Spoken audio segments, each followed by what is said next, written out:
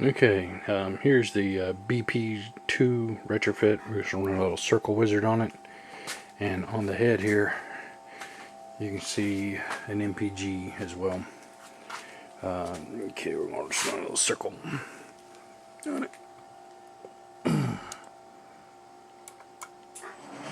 Okay, it's starting to run. Spindle's going. And the table is cutting a circle.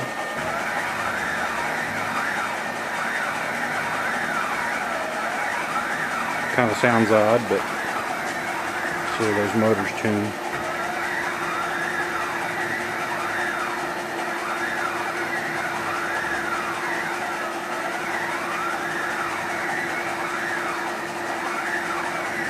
And you see it's cutting a circle.